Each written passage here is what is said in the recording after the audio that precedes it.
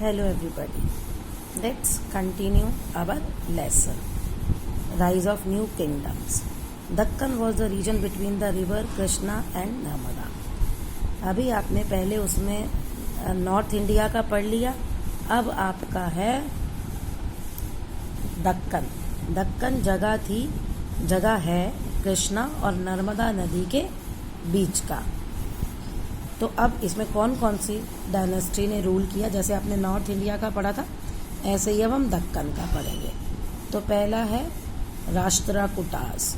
Rashtrakutas come to power in the 8th century में वो power में आए थे.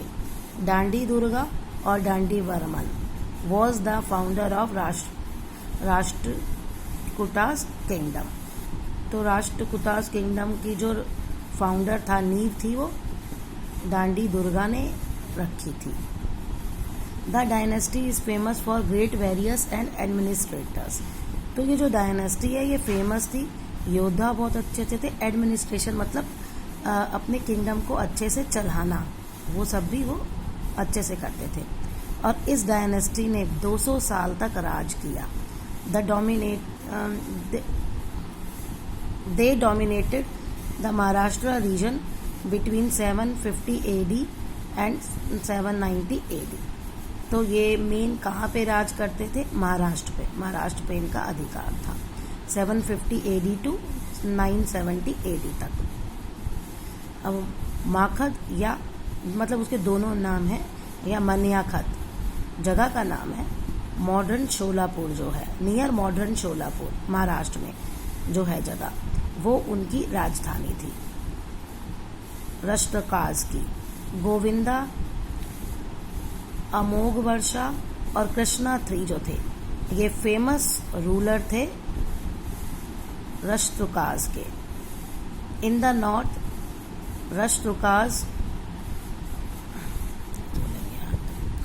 North the Rashtrakutas fought against the गुजारा प्रतिहारास. मतलब ये इनसे लड़े थे गुजारास. तो प्रतिहारास में भी हमने पढ़ाया था कि उन्हें राष्ट्रकूटास से लड़ाई करनी पड़ती थी. They also come in conflict with the Pallavas of Kanchipuram. तो ये पल्लवास जो कांचीपुरम में पल्लवास थे, उनसे भी ये अक्सर लड़ते रहते थे. Rashtrakutas were very tolerant ruler. देखो, टॉलरेंट होता है कि सहन करने वाले, मीन्स के इनकी प्रजा कोई भी धर्म माने, इनको उससे कोई फर्क नहीं पड़ता था, ये उनको नहीं रोकते थे. They were also great patron of art, architecture and literature. Architecture और लिटरेचर के भी ये बहुत पसंद करते थे उनको. They build the beautiful Kailash temple in Ellora. Ellora में जो फेमस कैलाश टेम्पल है, ये राष्ट्रकूटास ने ही बनवाया था. और they also carved out the rock cut caves at Elephanta near modern Mumbai. Modern Mumbai में एलिफेंटा की केव्स हैं, जो वो रॉक्स को काट के उस पर पिक्स बनाई गई हैं. तो वो भी बहुत फेमस इन लोगों ने ही बनाई थी. अब अमोघ वर्षा जो था, वो भी टॉलरेंट रूलर था. He wrote poetry in Kannada language में वो पोइट्री लिखता था. He was a Jain. वो जैन था, लेकिन पैट्रनाइज्ड ऑल रिलीजन. लेकिन सब धर्मों की वो इज्जत करता था. Muslim traders were allowed to trade with Rajputa's territories and the purging of Islam was allowed. देखो, अब वहाँ पे मुस्लिम व्यापारी भी आते थे, वो भी व्यापार करते थे, और अगर वो वहाँ किसी को इस्लाम की शिक्षा देना चाहते हैं तो वो भी उनको अलाउड था. अब other kingdoms of Deccan. Chalukyas. The Chalukyas of Kalyani were also known as later Chalukyas और वेस्टर्न चालुक्यास. ठीक है जी. अब ये इनका दूसरा लेटर चालुक्यास या वेस्टर्न चालुक्यास भी उन्हें कहते हैं. Chalukyas of Kalyani. The most famous ruler जो था इसका, वो था विक्रमका. अब है आपका काकातियास. काकातियास किंगडम ले बिटवीन कृष्णा और गोदावरी नदी के बीच में जो जगह थी, वहाँ ये राज करते थे. The ruler of this dynasty ruled from 12th to 13th century. 12th से 13th सेंचुरी तक इन लोगों ने वहाँ राज किया. टेरिटरी बाद में सुल्तान्स ऑफ दिल्ली जो थी अर्ली 14th सेंचुरी में उन्होंने जीत ली. Kakatiya kings were follower of Shaivism, मतलब शिव के पुजारी थे ये। And were great patron of Sanskrit and Telugu, Sanskrit और तेलुगु में बहुत इनको पसंद थी। अब है Yadavas. Bhillama founded the kingdom in 12th century.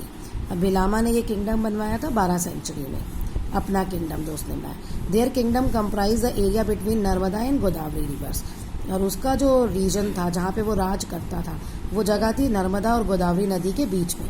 Kingdom was famous for its trade, prosperity and riches, मतलब उसका किंगडम जो था व्यापार के लिए, तरक्की के लिए और अमीर इसके लिए फेमस था। The territory were annexed by Khalji rulers in 14th century.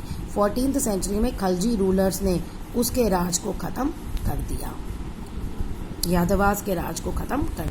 हाँ जी। The most powerful king was Vishnuvardhanam. He ruled over the region of the present day Karnataka. The kingdom was later taken over by Delhi Sultanat. अच्छा, दिल्ली सल्तनत ने बहुत सारी territories को यहाँ पे टेकन ओवर किया है। तो अब जो मोस्ट पावरफुल रूलर था वो विष्णुवर्धनम था, और उसने कर्नाटका में प्रेजेंट उसका रीजन था ये, मतलब वहाँ पे उसने रूल किया था, और फिर बाद में उसने दिल्ली सल्तनत ने उस पर अधिकार कर लिया। The king during the early medieval times were powerful थे। अर्ली मेडिवल टाइम में जो राजा थे, were not all powerful as they share their power with samantas और सबॉर्डिनेट ऑफिसर्स, लेकिन वो इतने पावरफुल नहीं थे। क्यों? क्योंकि वो जो अपनी पावर थी ना, जो उनके नीचे ऑफिसर्स थे उनसे वो अपनी पावर शेयर करते थे, as well as the peasants group, trader guilds and Brahmanas, मतलब इनके साथ भी उनको अपनी पावर शेयर करनी पड़ती थी। The king wielded power and authority on all matters civil, military and political with their help. अब राजा जो भी काम करता था, जो भी उसके अधिकार थे, वो इन सब की हेल्प लेके करता था, चाहे वो सिविल हो, चाहे मिलिट्री हो, चाहे पॉलिटिकल हो। Many of the Kings were adopted the titles. अब बहुत सारे किंग्स जो थे उनको ये टाइटल दिया गया था, महाराजा धीराज यानी ग्रेट किंग, एंड त्रिभुवन चक्रवर्ती यानी कि लॉर्ड ऑफ द 3 वर्ड्स, तीनों वर्ड्स का भगवान। हम हिंदू में 3 होते हैं ना, तो